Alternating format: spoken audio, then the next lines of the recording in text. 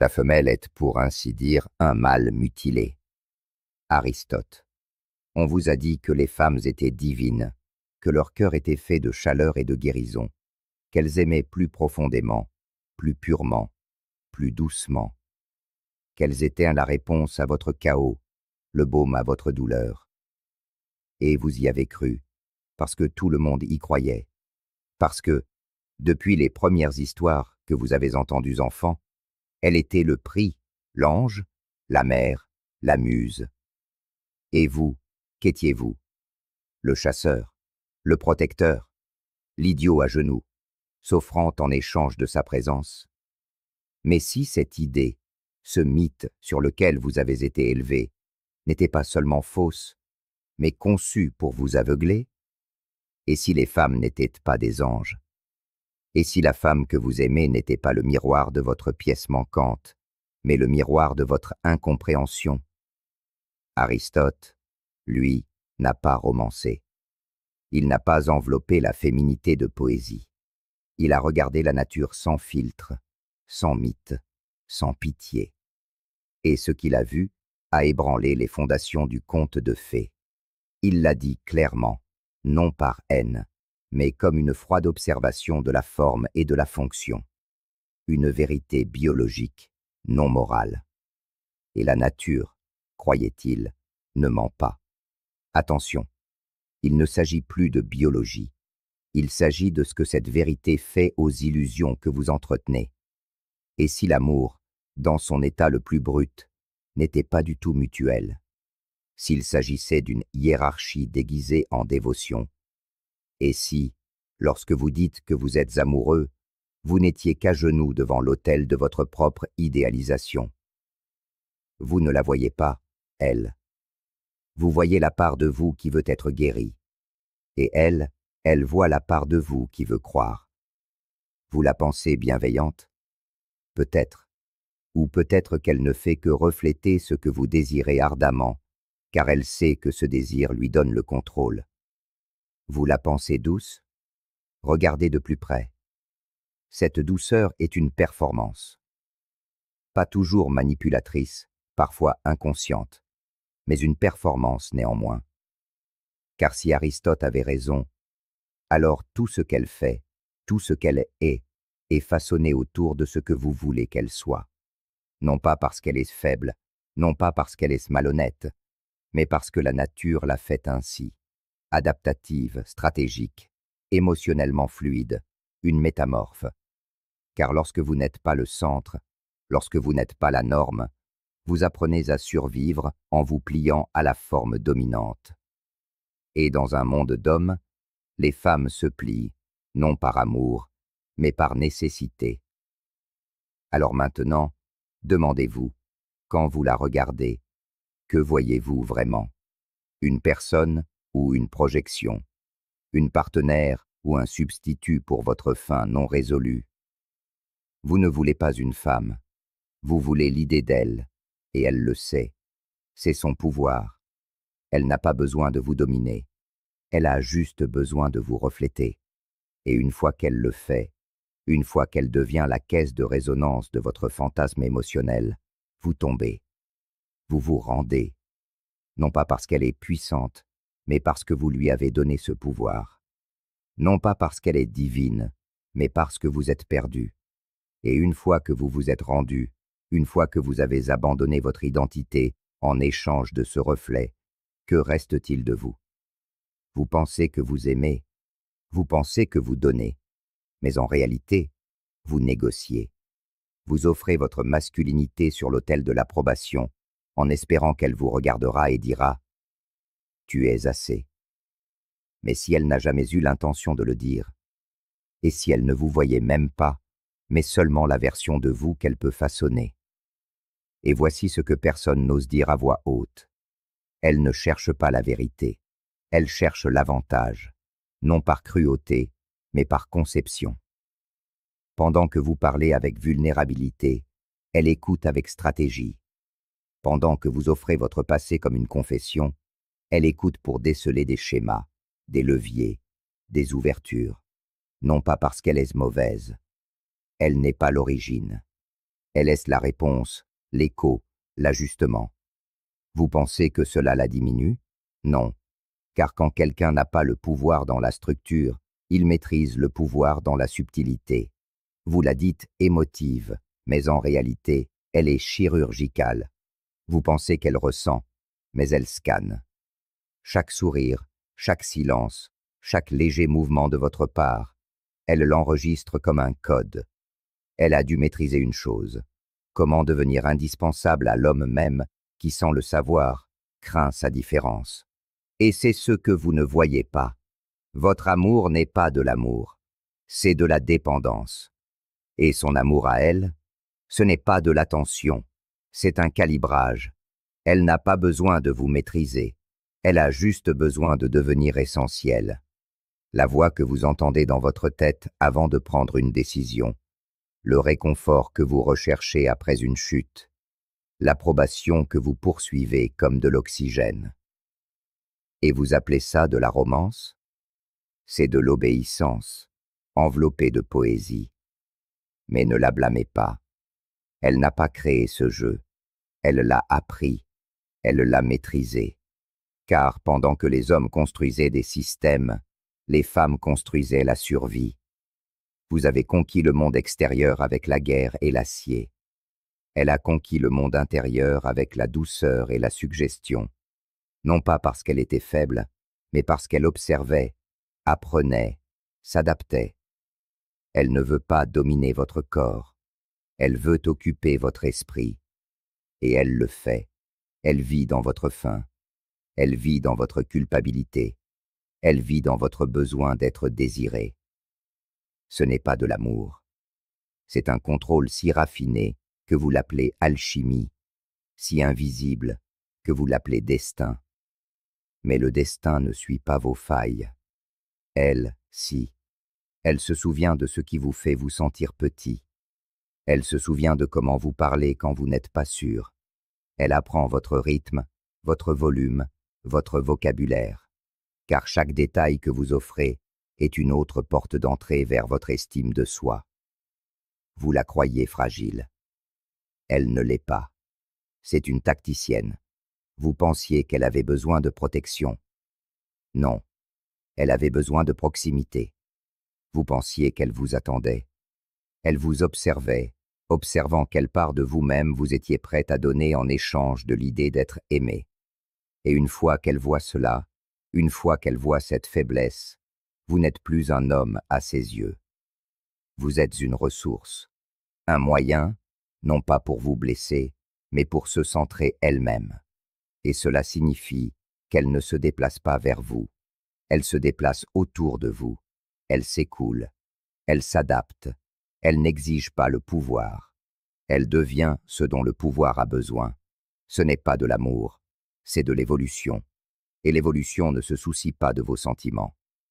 Alors vous voilà, vénérant la douceur, à genoux devant la stratégie, et vous demandant toujours pourquoi vous vous sentez si vide, pourquoi vous donnez et donnez encore sans vous sentir vu. C'est parce que vous n'aimez pas une femme. Vous aimez l'histoire que vous avez écrite à son sujet, et la tragédie, c'est qu'elle le sait, et elle joue le jeu, parce que l'histoire lui profite plus que la vérité ne le pourrait jamais. Pourquoi corrigerait-elle votre illusion alors que celle-ci lui confère de l'influence sans confrontation? Pourquoi démantèlerait-elle le piédestal que vous avez construit alors que ce piédestal lui permet de régner sans être perçue comme une souveraine? Vous l'appelez mystère, vous l'appelez féminine, vous dites qu'elle est difficile à comprendre, mais il n'y a rien de mystérieux là-dedans. Vous refusez simplement de voir la clarté qui se cache derrière le confort. Elle ne se cache pas, c'est vous qui refusez de regarder, car au moment où vous admettrez que sa gentillesse pourrait être un calcul, que sa tendresse pourrait être un outil, que son affection pourrait être un miroir, non de votre valeur, mais de sa volonté, vous devrez admettre autre chose. La version de vous qu'elle reflète est un mensonge dont vous aviez plus besoin que vous n'avez jamais eu besoin d'amour. Elle n'a pas besoin de vous tromper avec des mots. Vous vous êtes déjà trompé vous-même avec du sens. Elle s'adapte simplement au rôle que vous lui avez attribué. Et quand elle n'a plus besoin de vous, quand l'utilité prend fin, quand votre service expire, le rôle prend fin aussi.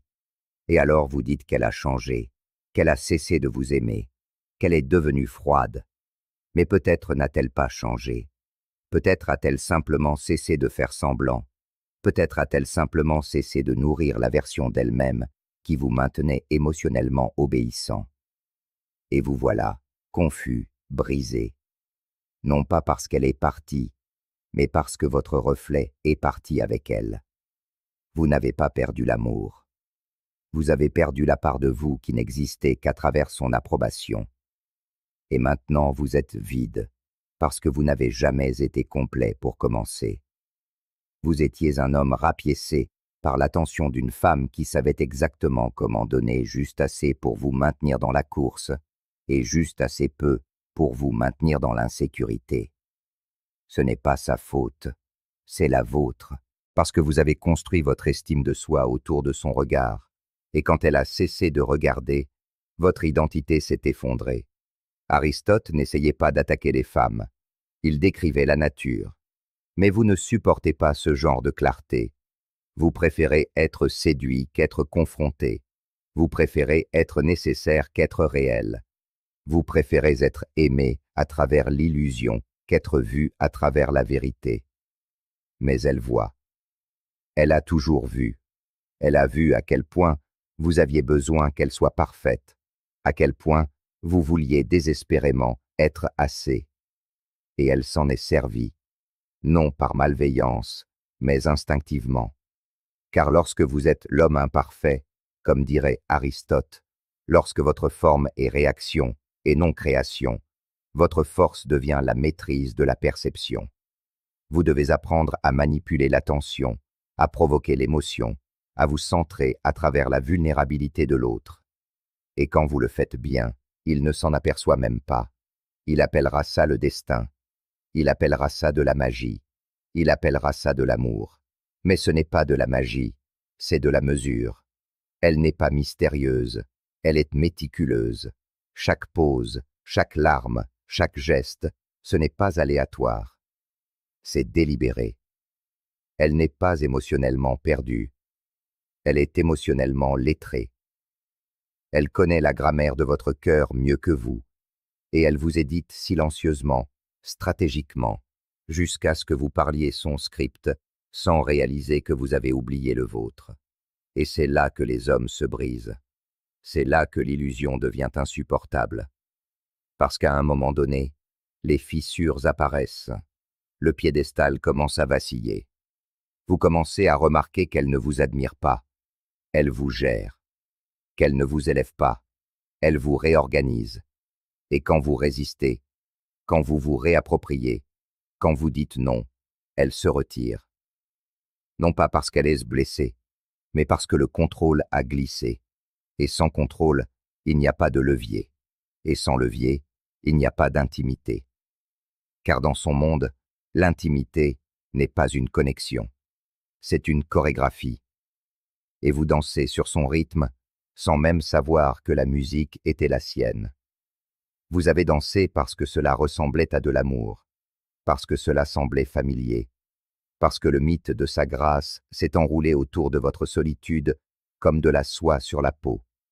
Mais ce n'était pas de la grâce, c'était de la gravité. Vous n'êtes pas tombé amoureux. Vous êtes tombé en orbite autour de ses humeurs, de ses besoins, de son silence, de ses réactions, et vous pensiez que cela signifiait la proximité. Mais la proximité sans clarté n'est que captivité.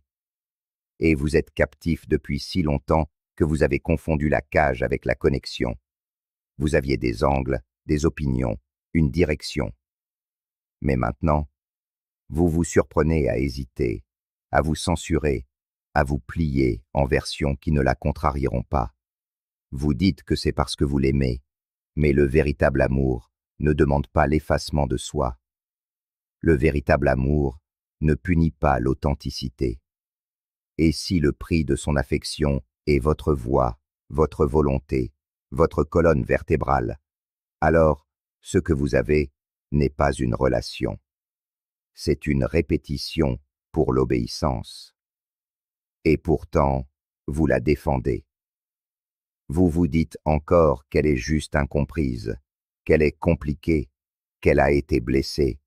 Mais peut-être que la vraie vérité, celle qui brûle silencieusement sous vos rationalisations, c'est qu'elle n'est pas confuse du tout. Elle est claire, limpide. Elle sait ce qu'elle fait. Elle sait ce qu'elle veut. Et elle sait exactement quelle partie de vous elle doit toucher pour l'obtenir. Vous la croyez émotionnellement brute, elle est émotionnellement précise. Vous la pensez dépassée, elle calcule. Chaque explosion, chaque crise, chaque retrait, ce ne sont pas des faiblesses, ce sont des outils. Car dans un système où le mâle est le pouvoir et la femelle la déviation, la seule façon de gagner est de lui faire abandonner son pouvoir volontairement. Et vous l'avez fait. Vous l'avez abandonné comme un cadeau, en pensant que cela vous rendait noble.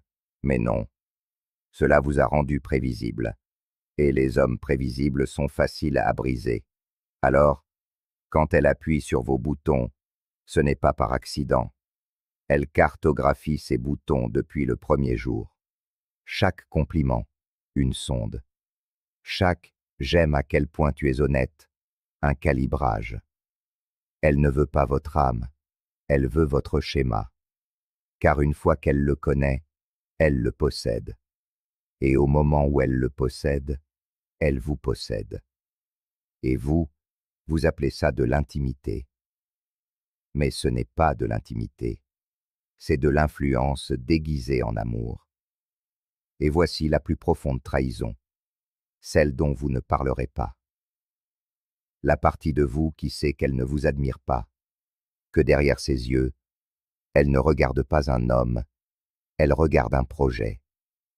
Que votre force n'est pas admirée, elle est tolérée. Que votre vulnérabilité n'est pas honorée, elle est archivée, stockée pour plus tard, pour quand ce sera utile.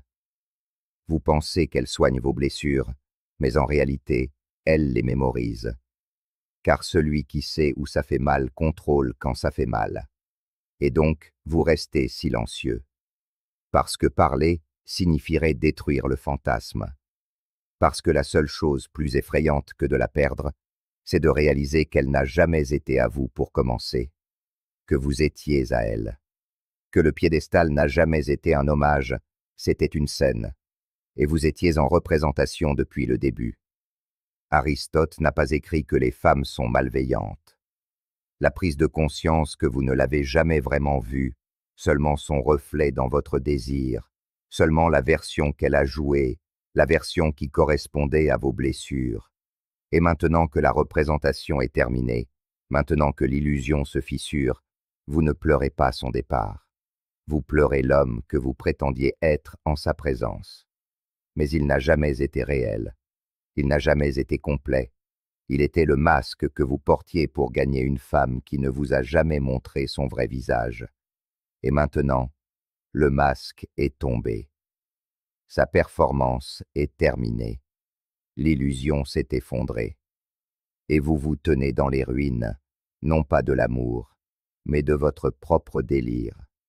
Le rêve qu'une femme pourrait vous compléter, que son affection pourrait vous racheter, que sa présence pourrait définir votre valeur.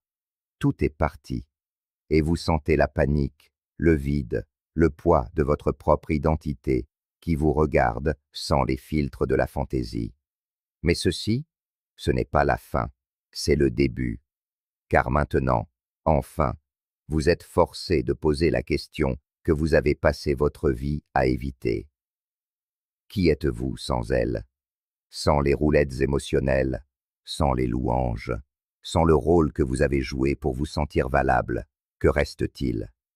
Et si la réponse est le silence, alors ce silence est votre vérité. Ce silence est votre fondation. Ce silence est la première chose honnête que vous ayez ressentie depuis des années. On vous a appris à être le héros d'une histoire écrite par quelqu'un d'autre. Mais s'il n'y a pas d'histoire, si la femme n'a jamais été votre salut, mais votre miroir, non pas pour refléter votre force, mais pour exposer votre peur. Parce que la vérité, c'est que vous ne l'avez jamais aimé. Pas vraiment. Vous avez aimé le sentiment d'être choisi. Vous avez aimé l'évasion de votre propre chaos. Vous avez aimé le confort de sous-traiter votre raison d'être à sa validation. Et maintenant qu'elle est partie, vous n'êtes pas brisé. Vous êtes exposé. Vous dites qu'elle vous a utilisé, mais à quoi l'avez-vous utilisé? Vous avez fait d'elle votre sens. Vous avez fait d'elle votre moralité. Vous avez fait d'elle votre oxygène émotionnel. Vous ne vouliez pas un partenariat. Vous vouliez une permission. La permission de vous sentir digne. La permission de vous sentir nécessaire.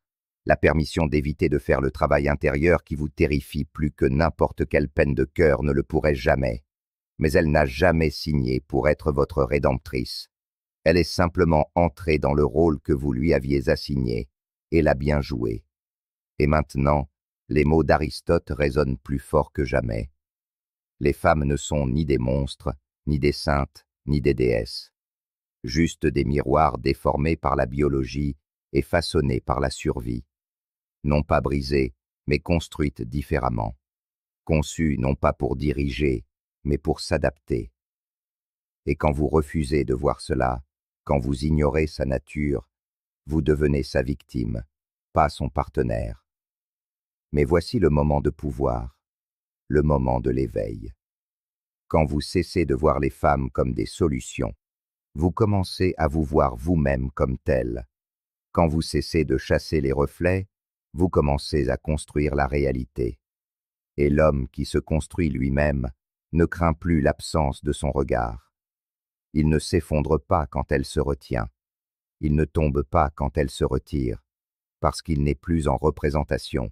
Il est présent, il est souverain, et elle peut le sentir, et elle le testera.